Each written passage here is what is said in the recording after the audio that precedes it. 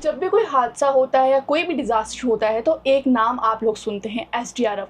SDRF की team कब पहुंचेगी, लेकिन एसडीआरएफ है क्या? इसी पे चर्चा करने के लिए बहुत ही खास मेहमान हमारे स्टूडियो में एसडीआरएफ डिपार्टमेंट से हैं, जो बताएंगे कि एसडीआरएफ क्या है और एसडीआरएफ की क्या ड्यूटीज़ होती हैं।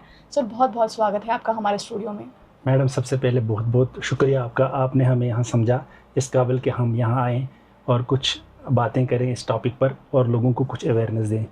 तो सबसे पहले मैं अपना नाम बताऊंगा। मेरा नाम गुलाम नबी वानी है। मैं एसडीआरएफ से बिलोंग करता हूं और रिसेंटली मैं यहाँ वाटर रेस्क्यू टीम पुलडोडा में उसका इंचार्ज भी हूं और ख़ुद भी रेस्क्यू करता हूं। तो सबसे पहले तो यही जानना चाहें, क्योंकि अक्सर जब भी कोई हादसा होता है तो सबसे पहले कहा जाता है कि एसडीआरएफ की टीम पहुंच रही है, तो आपसे यही जानेंगे कि एसडीआरएफ क्या है, इसकी फुल फॉर्म क्या है। जी बिल्कुल, आपने बहुत सही तरीके से इसको कहा। जैसे कि कुछ भी होता है तो सबसे पहले ये उम्मीदें लगाई जाती हैं लोगों से कि एसडीआरएफ आएगी, एसडीआरएफ को बुलाओ। आम लोग भी बोलते हैं, बच्चे भी बोलते हैं एसडीआरएफ को। असल में ये एसडीआरएफ है क्या, इसकी थोड़ी सी मैं शॉर्ट तारीफ करूं। एसडीआरएफ बेसिकली इसका पूरा जो फुल फॉर्म है डिज़ास्टर रिस्पांस फोर्स, मतलब डिज़ास्टर को रिस्पांस करने वाली फोर्स, ये बनाई गई है इसी नाम पर। सन 2012 से पहले ये एक्सिलरी पुलिस हुआ करती थी। इसका जनरल काम जो पुलिस का था वही एक्सिलरी का मतलब इसकी हेल्प, पुलिस की हेल्प के लिए एक फोर्स बनाई जिसकी 2 बटालियन थी। तो 2012 में इसी जो आज उमर अब्दुल्ला सरकार है तब भी यही थी, तो इन्होंने इसको कन्वर्ट कर दिया। दोनों बटालियनों को, एक श्रीनगर में है एक जम्मू, इनको एक्सिलरी पुलिस से स्टेट डिज़ास्टर रिस्पांस फोर्स में कन्वर्ट किया। तो हमें इस के रिलेटेड बहुत सारी ट्रेनिंगें कराई गई, जैसे कि जो इसका बेसिक है जिसको डीएम बोलते हैं, डिज़ास्टर मैनेजमेंट कोर्स, वो किया। उसके बाद मुख्तलिफ स्पेशलाइज कोर्स कराए, स्टेट के अंदर भी स्टेट के बाहर भी बहुत सारे कोर्स स्टेट के बाहर भी कराए गए। एक्स्ट्रा जो पुलिस के बेसिक कोर्स होते हैं उसके एक्स्ट्रा वो तो करने पड़ते हैं। तो इसका जो मेन जो मुद्दा है इसके बनाने का कि डिज़ास्टर को रिस्पांस किया जाए और मतलब लोकल सतह पर इसको डिज़ास्टर को, जिस वक्त कोई हादसा हो बाहर से हमें कोई टीम ना बुलाने पड़े, लोकल सतह पर इसको हम मैनेज करें।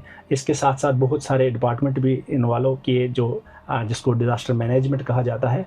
लेकिन बेसिकली जो एसडीआरएफ का काम है, जब भी कोई मैन मेड डिज़ास्टर हो या वो नेचुरल डिज़ास्टर हो, जिसमें नेचुरल में तो ज़्यादातर अर्थक्वेक आता है, लैंडस्लाइड आते हैं और भी फ्लड्स वगैरह आते हैं, तो इसमें हमने क्विकली हम वहाँ उन जगहों पर जाते हैं और वहाँ रिस्पांस करते हैं। जैसे कि कहीं मड स्लाइड हो, लोग फंसते हैं, गाड़ियाँ फंसती हैं, तो हम उनको फौरी तौर पर उनको वहाँ से हटाते हैं, रिकवर करते हैं। या फॉर एग्ज़ाम्पल खुदा ना करे कभी गाड़ी एक्सीडेंट हो जाती है दरिया में, तो हम बोट्स के ज़रिए से वहाँ पहुँचते हैं और वहाँ जो ज़िंदे लोग हैं उनको भी रिकवर करते हैं। तो कहने का मतलब ये है कि एसडीआरएफ का बहुत ही टफ़ काम है, जो अवामी सतह पर इसकी अवेयरनेस हो कि लोगों को पता चले एसडीआरएफ क्या है और वो मौके पर बुलाएं। उसके अलावा पीस में हमारे एक सिविल डिफेंस एक डिपार्टमेंट इसके साथ है, जो ये डिपार्टमेंट जिसका काम रहता है लोगों को अवेयर करना। उसके लिए हम 5-5 दिन का प्रोग्राम करते हैं। हर जगह तहसील लेवल पर, स्कूल लेवल पर स्टूडेंट्स को इसके लिए ट्रेन किया जाता है सिर्फ 5 दिन के लिए। उसमें हम रेस्क्यू टेक्निक सिखाते हैं कि ड्यूरिंग डिज़ास्टर कोई भी चीज़ हो तो आप उसमें जो फौरी एक्शन है उसको क्या करोगे, तो उसको उनको टेक्निकें सिखाई जाती हैं। वो टेक्निक सिखाने के साथ साथ हम उनको फायर इंसिडेंट का छोटा सा प्रोग्राम करते हैं। हम फायर, जैसे कि गैस को आग लग जाती है तो कुछ लोग जो है डर जाते हैं, तो नतीजन ये होता है वो गैस और फैल जाती है, आग और फैल जाती है और बड़ी प्रॉपर्टी का भी नुकसान होता है, जानों का भी नुकसान होता है। उसको मिनिमाइज़ करने के लिए फौरी तौर पर क्या किया जाए, तो वो प्रोग्राम भी उसमें हम शामिल करते हैं। इसके साथ साथ फ्लड का भी थोड़ा सा करते हैं और ख़ास फर्स्ट एड, जब कोई छत से गिर जाए या हार्ट अटैक हो जाए या कोई और किस्म का जो भी कोई ट्रॉमा केस हो जाए, तो उसमें आप फौरी क्या करोगे, मतलब उसको हॉस्पिटलाइज करने से पहले आप क्या कर सकते हो। तो इसके लिए हम वो 5 डेज़ का प्रोग्राम चलाते हैं जो अभी चल रहे हैं इस वक्त। एसडीआरएफ का काम ही सुनकर लगता है कि बहुत मुश्किल काम है, तो एसडीआरएफ का जो भी स्टाफ है उनको कैसे ट्रेनिंग दी जाती है, किस तरीके की ट्रेनिंग होती है और कितने टाइम की ट्रेनिंग रहती है? हाँ, ट्रेनिंग प्रोग्राम जो है हमारे चलते रहते हैं और इनका कुछ का ग्रुप लिमिटेशन है और कुछ का नहीं है। मिसाल के तौर पर जैसे कि डीप डाइवर्स हैं, पानी के अंदर जाने का जो प्रोग्राम है उसके लिए एज लिमिट होती है कि 35 साल से ऊपर, क्योंकि उसमें पावर चाहिए। तो वो कलकत्ता में हो जाता, जहाँ समुद्र वाली साइडों में होता है। तो वो प्रोग्राम तो चलते रहते हैं हमारे, ये नहीं कि प्रोग्राम एक ट्रेनिंग ख़त्म कर दी दूसरे के लिए तैयार रहना पड़ता है, क्योंकि ये प्रोग्राम एडवांस होते जाते हैं। और नेक्स्ट आने पे अगर हो सकते हमारी गवर्नमेंट मुल्क के बाहर भी ये कोर्स कराए, में भी हो सकता है ऐसा प्रोग्राम भी। लेकिन इस वक्त जो ऑल ओवर इंडिया में हमारे ये प्रोग्राम हर जगह चलते हैं। और ट्रेनिंग का प्रोग्राम जो पीरियड है वो मुख्तलिफ़ किस्म के पीरियड होते हैं। मिसाल जो बेसिक इसका है वो 35 डेज़ का है, उसके वो तो करना ही करना हर एक ने, चाहे वो उसकी एज जितनी भी हो, वो करना ही करना है। तो उसके अलावा SDRF का कोई जवान मुकम्मल नहीं है। उसके साथ साथ स्पेशलाइज्ड कोर्स हैं, बहुत सारे स्पेशलाइज, केमिकल से रिलेटेड है, न्यूक्लियर से रिलेटेड भी हमने कोर्स किए हैं। तो ये प्रोग्राम चलता रहता है। फिर इसके अलावा जिस तरीके से आपने कहा कि जो लोकल लोग हैं उनको भी 5 दिन की ट्रेनिंग दी जाती है, तो उनकी ट्रेनिंग में क्या रहता है? जैसे कि मैंने पहले ही कहा कि उनके लिए हम सिर्फ 3 प्रोग्राम चलाते हैं, क्योंकि वो शॉर्ट टर्म होता है, बहुत छोटा पीरियड होता है 5 दिन का। ज़्यादातर हम स्कूली बच्चों में ये प्रोग्राम चलाते हैं, क्योंकि यही हमारी नस्ल आगे बढ़ती है और इन्हीं का ज़्यादा काम रहता है। इसके अलावा भी हम औरतों में भी ये मतलब कम्युनिटियों में जाकर करते हैं, जहाँ लेडीज़ का ज़्यादा रूल रहता है घरों में गैस वगैरह से, वो वाला प्रोग्राम भी हम करते हैं। लेकिन ज़्यादातर स्कूलों में इसलिए किया जाता है जहाँ के चूँकि वहाँ बच्चे सब होते हैं और वो घरों में जाकर बोलते हैं कि आज हमने ये सीखा। उनको बेसिक जो हम कराते हैं, तो पहले जो ये है फर्स्ट एड का कराते हैं, फर्स्ट एड। उसके बाद हम रेस्क्यू टेक्निक सिखाते हैं कि आपने जब रेस्क्यू करना है, मिसाल आपको मैं एक शॉर्ट मिसाल बोलता हूँ कि जब कहीं एक्सीडेंट हो जाता है, मान लो कोई गाड़ी कोलैप्स हो जाती है या किसी खाई में गिर जाती है, तो गाड़ी का जो स्ट्रक्चर होता है वो टूट जाता है, उसमें कुछ लोग फंस जाते हैं। उसमें जो विक्टिम है वो चलाता है मुझे बचाओ, लेकिन मसला ये होता है कि उधर कुछ इक्विपमेंट्स चाहिए उसको निकालने के लिए। तो जो अनट्रेन होती है आम पब्लिक, वो क्या करते हैं, वो उसको खींचते हैं। अगर उसको फ्रैक्चर नहीं होना होगा तो, चूँकि उनकी नीयत साफ होती है, वो तो बचाना चाहते हैं उनको, लेकिन उनको ये तजर्बा नहीं होता है कि हम इसको किस टेक्निक से निकालें, टेक्निक का पता नहीं होता है। तो नतीजा ये होता है कि अगर उसको फ्रैक्चर ना होना हो, उसको फ्रैक्चर हो जाता है। तो इसलिए ये प्रोग्राम कराए जाते हैं ताकि उनको ये रेस्क्यू टेक्निक सिखाई जाए और वो अपने घरों में भी बोलते हैं। फिर हमने बहुत जगह बच्चों को देखा कि जो टीनेजर बच्चे हैं जिन्होंने ये टेक्निक सीखी, बहुत ही दिलचस्पी लेते हैं इसमें, मतलब बड़ी दिलचस्पी से वो सुनते हैं, सवाल करते हैं। कहीं चीज़ें उनको समझ नहीं आती, वो कहीं बार हमें पूछते हैं सर इसको क्या करें। हालांकि हमने कहीं जगह आग बुझाने का जो है डेमो भी दिया, खाली थ्योरी नहीं कही, उनको प्रैक्टिकली करके दिखाया और उनसे कराया। मिसाल जैसे आपने फायर एंड इमरजेंसी सर्विस वाले भी ये प्रोग्राम चलाते हैं, और वो उन लोगों को जब गैस की पाइप, आपने देखा होगा प्रोग्रामों में, गैस की पाइप निकाल कर उसको आग लगाते हैं, फिर उंगली से उसको बुझाना सिखाते हैं। वो क्यों?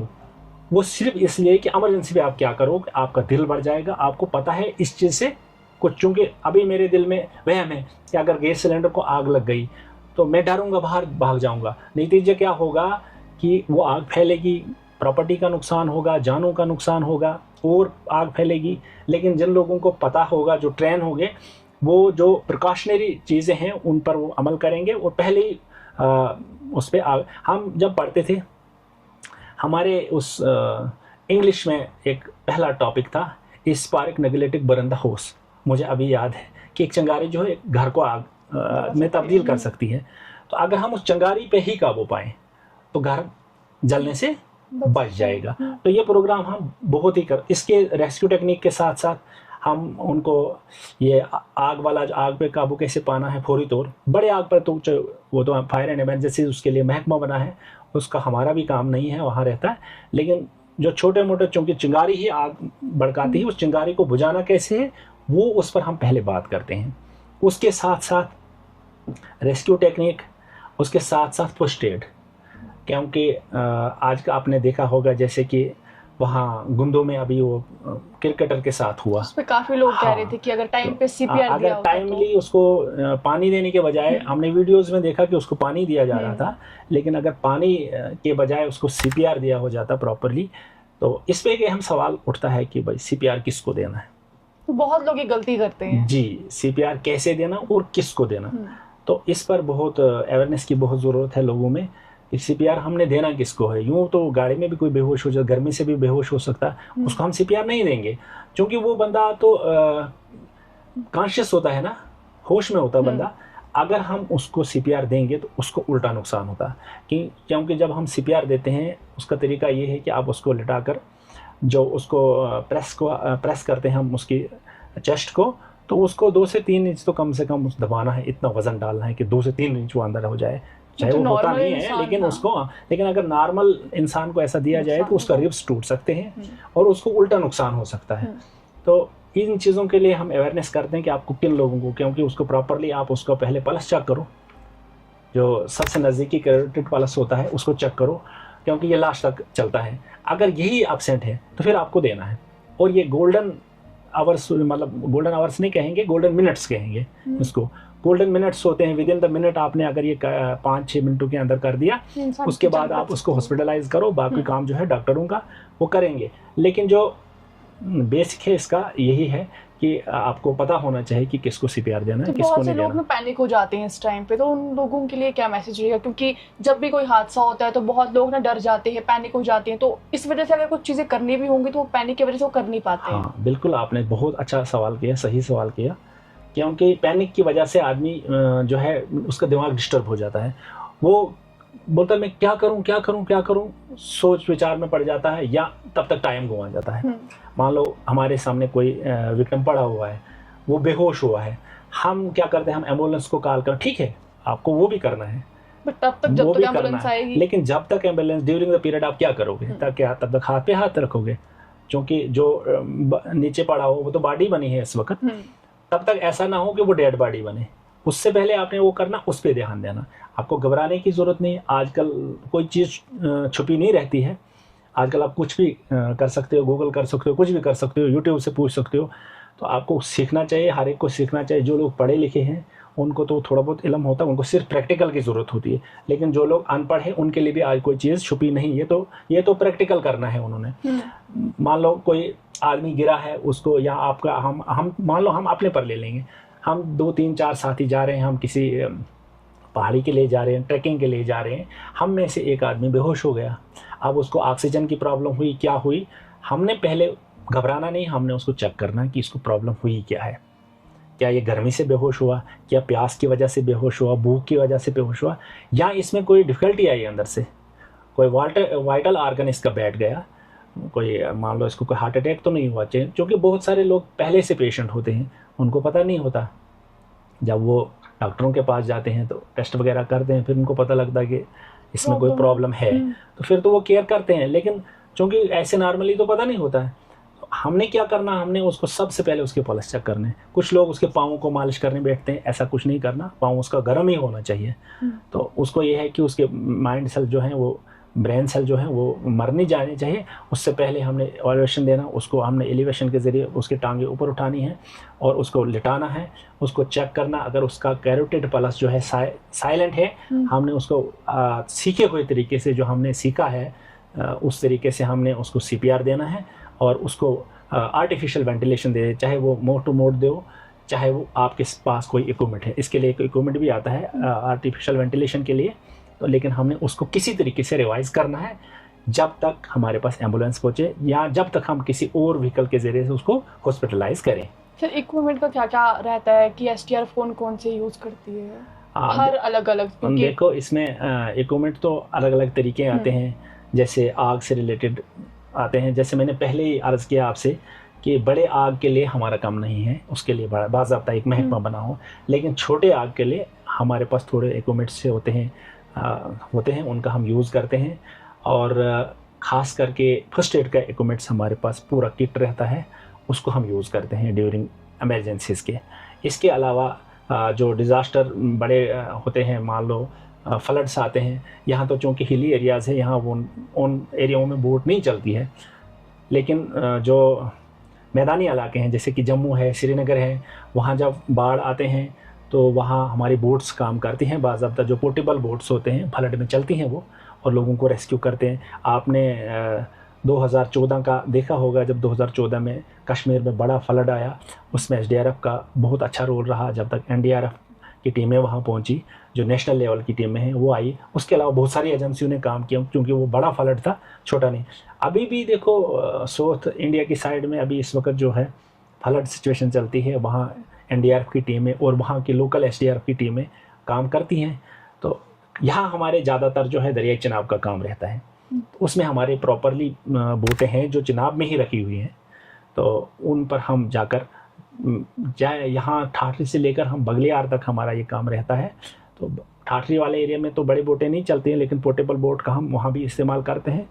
यहाँ से बगलियार, इसी पिछले महीने में हमने डेड बॉडी भी बगलियार डैम से भी रिकवर की है और बोट के ज़रिए से हमने पुल डोडा पहुँचाई।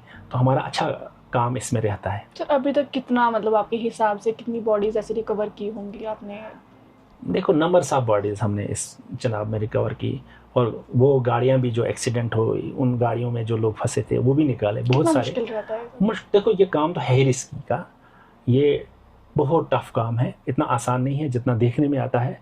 काम तो ये बहुत टफ है, लेकिन करना है, किसी ने तो करना है। अब इसके लिए अगर एक महकमा बना है तो कम से कम हमें तो इस पर लोगों की उम्मीदों पर तो खरा उतरना है। आखिर में यही जानना चाहूँगी, क्योंकि कुछ भी हादसे होते हैं तो घर पे रहता है कि फर्स्ट एड पे क्या क्या सामान होना चाहिए। तो जितने भी लोग, क्योंकि हमारा डोडा के आसपास जितने भी गांव वाले इलाके हैं, तो जब भी रोड बंद हो जाती है वो घर पे रह जाती है और कुछ प्रॉब्लम होती है उनको, तो उस टाइम पे उनके पास चीज़ें नहीं होती है। क्या होना चाहिए? देखो फर्स्ट ऑफ ऑल मैं आपके इस चैनल के ज़रिए से लोगों को पुरजोर गुजारिश करता हूँ, क्योंकि जब भी गवर्नमेंट एडवाइजरी करता है कि वेदर होना है 3 दिन 4 दिन, वो गैर ज़रूरी सफ़र ना करें। बदकिस्मती देखिए आपने कि हमारे यहाँ रगी नाले में 2 लोगों की मौत हुई गाड़ी में पत्थरों की वजह से, और उसके साथ साथ ही यहाँ एक टेम्पो में नेशनल हाईवे पे यहाँ रामसू के मकाम पर टेम्पो पत्थरों का शिकार हो गया। हमारे ही यहाँ इलाके के 2 लोग उसमें मारे गए और बहुत सारे ज़ख्मी हुए। तो ऐसा है कि लोगों से रिक्वेस्ट है कि यहाँ गैर ज़रूरी सफ़र ना करें, और अगर आपको मजबूरी है, बहुत ही मजबूरी है, तो आप सेफ़ रोड का इस्तेमाल करें। आपको पता है कि यहाँ स्टोन आते हैं, यहाँ जो एरिया है इसमें पत्थर आते हैं, आपको क्या ज़रूरत है ज़बरदस्ती गाड़ी निकालने की? ना निकालो, नहीं जाओ उस रास्ते, थोड़ा सा पैदल सफ़र करो। आप जो सेफ़ रूट है उसका इस्तेमाल करो, नहीं जाओ गाड़ी में, पैदल जाओ। ज़िंदगी है तो कुछ भी बन सकता है ना, लेकिन आप ज़िंदगी इस मौत को दावत मत दे दो, ये एक किस्म की खुदकशी है। नंबर 1। नंबर 2, जो आपने सवाल किया कि इक्विपमेंट्स फर्स्ट एड क्या होना चाहिए। फर्स्ट एड तो जो नॉर्मली फर्स्ट एड घरों में होता है वो तो आदमी हर एक को रखना चाहिए, क्योंकि जब तक हम डॉक्टर के पास जाएंगे तब तक कुछ हो। एक दूसरा जो गैस से रिलेटेड था, जो अहम बात थी कि लोग अब गैस में आग लग, ज़्यादातर हमारे माए बहनें होती हैं घरों में, वो क्या करें? तो उसके लिए हम प्रोग्राम चलाते हैं, और ख़ास इसका स्पेशल जो प्रोग्राम वो फायर सर्विस करती है, तो उस प्रोग्राम पे ध्यान देना चाहिए आम लोगों को भी और ख़ासकर। और इस चैनल के माध्यम से मैं फिर आपको लास्ट पे रिक्वेस्ट करता हूँ लोगों को कि आप जब भी आपको गवर्नमेंट की एडवाइजरी हो, उस एडवाइजरी का ख़ास ध्यान दो। उस एडवाइजरी को आप एक कान से सुनकर दूसरे कान पे मत निकालो, उस पर ध्यान दो। ये ऐसे नहीं होता और ये सच होता, ऐसा ही होता है। आपको बहुत सब्र से काम लेना चाहिए। जो काम आपको इंतहाई ज़रूरी है उसको करो, बाकी काम छोड़ दो कल पर। सर आखिर में बस यही जानना चाहूँगी, अगर कुछ भी कोई हादसा होता है तो लोग आपसे कैसे कांटेक्ट करें? हाँ, इसके लिए जो पुलिस कंट्रोल रूम है, पीसीआर जिसको बोलते हैं, तो नॉर्मली जिसको भी जो एसडीआरएफ की ज़रूरत है तो पीसीआर को कांटेक्ट करो। पीसीआर फ़ौरन हमें कॉल कर देता है, हम पहुँच जाते हैं वहाँ पर। आखिरी में क्या मैसेज रहेगा रेडियो डोडा के माध्यम से? देखो, हम आम लोगों से अपील करते हैं, यहाँ पर ये बहुत अच्छा प्रोग्राम चलाते हैं, और अभी जो शुरुआती प्रोग्राम है इनके अवेयरनेस के मुतालिक हैं, चाहे वो हेल्थ अवेयरनेस हो, एजुकेशन अवेयरनेस हो, बाकी चीज़ें हैं जो बहुत ज़रूरी है। तो हम रिक्वेस्ट करते हैं ख़ास करके डोडा के आवाम को कि इस चैनल को सुने। ये जो 88.8 पर आता है, इस प्रोग्राम को सुने। इनकी एक ऐप भी है, उस ऐप को भी आप इंस्टॉल करके रखो, जब ज़रूरत पड़े है। यहाँ से खास करके वेदर एडवाइजरी वगैरह और खुसूसन एडमिनिस्ट्रेशन के प्रोग्राम यहाँ चलते हैं, जो जिन तक रसाई के लिए आपको ये बहुत अहम रास्ता है, तो इसका इस्तेमाल करें। बहुत बहुत शुक्रिया सर आपका। तो देखा, ये थे एसडीआरएफ के बहुत ही खास मेहमान, बहुत कुछ इन्होंने कहा, और मुझे उम्मीद है कि जितनी भी बातें इन्होंने कही होंगी वो आप ज़रूर ध्यान से सुनेंगी और ध्यान से अपनी ज़िंदगी में आजमाएंगे भी और अपनी ज़िंदगी में अमल भी करेंगे। तो आज के लिए इतना ही, दीजिए इजाज़त। धन्यवाद। Thank you.